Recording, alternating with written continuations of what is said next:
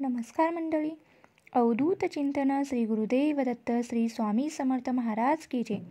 बघा, उद्या 25 नोव्हेंबरला नागदिवे. नागदिवे म्हणजे काय, नागदिवे कसे करावे किंवा नागदिवाळी म्हणजे काय, नागदिवाळी या सणाविषयी संपूर्ण माहिती आपण या आजच्या व्हिडिओमध्ये जाणून घेणार आहोत. तसेच नागदिवे कसे करावे, कोणी करावे आणि कशासाठी करावे या सर्व विषयाची माहिती आजच्या व्हिडिओमध्ये आपण जाणून घेणार आहोत. त्यामुळे तुम्ही व्हिडिओ स्किप न करता शेवटपर्यंत पहा, जेणेकरून संपूर्ण माहिती तुमच्यापर्यंत मिळून जाईल.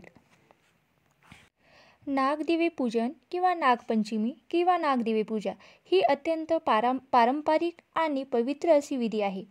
बघा, आता कधी करावे, किती नागदिवे बनवायचे आणि कसे बनवायचे, कोणत्या पिठाचे बनायची, ही संपूर्ण माहिती आपण जाणून घेणार आहोत.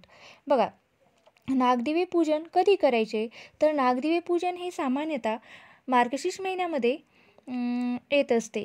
नागदिवे पूजन सामान्यतः नागपंचमी या दिवशी केले जाते. नागपंचमी किंवा त्याच तिथीला शुद्ध पंचमी असे सुद्धा म्हटले जाते.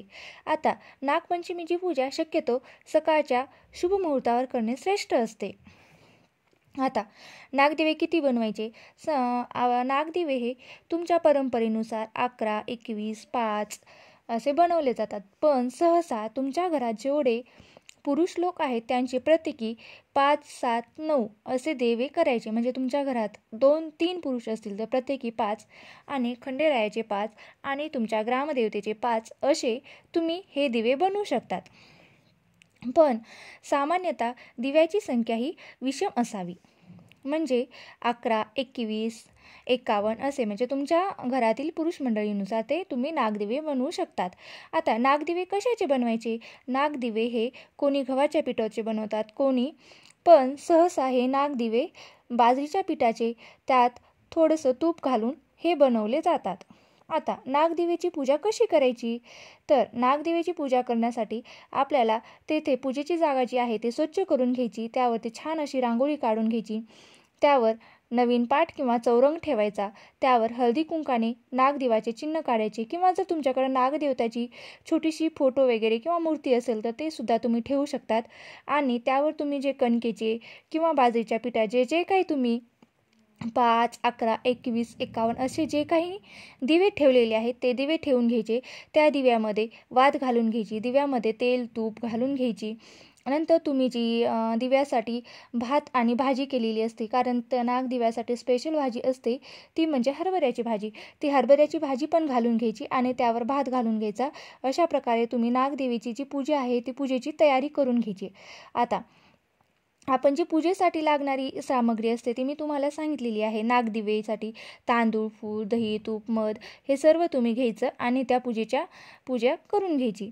आता पूजाविधी. आता प्रथम काय करायचं, जेव्हा आपण नागदिव्याची पूजा करत असतो तेव्हा काय करायचं, आधी गणपती बाप्पाची पूजा करायची. कारण कोणतीही पूजा करण्यासाठी आपल्याला आधी गणपती देवाची पूजा केली पाहिजे आणि नंतर नागदेवताचे पूजन करायचे. आता नागदेवताचं पूजन कसं करायचं, तर नागाची प्रतिमा किंवा फोटो किंवा तुम्ही छोटंसं चित्र काढून सुद्धा घेऊ शकतात आणि नागदिवे पाटावर ठेवून त्याला हळद, कुंकू, अक्षता लावाव्यात. फुलं, तांदूळ अर्पण करावेत आणि जी नागदेवता आहे त्यांना जर तुमच्याकडे छोटीशी मूर्ती असेल तर दूध, दही, तूप, मध, साखर यांची पंचामृत अर्पण करावे. म्हणजे पंचामृताने उपचार करून त्याची पूजा करून घ्यावी. अशा प्रकारे तुम्ही नागदेवतेची पूजा करायची.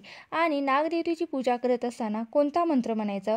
ओम नम नागदेवेय नम किंवा ओम नागदेवताय नम हा मंत्र तुम्ही 21 किंवा 11 वेळा म्हणू शकतात. आणि नंतर काय करायचं, पूजा करून झाल्यानंतर दिवे जे असतात ते आपण नागदिव्यासाठी किंवा जी दिवे ठेवलेले असतात ते नागदिवे प्रज्वलित करून घ्यायची आणि गणपती बाप्पाची आरती करून नंतर नागदेवताची आरती करून घ्यायची. आणि नागदेवताची आरती करून झाल्यानंतर काय करायचं, नैवेद्य दाखवायचा.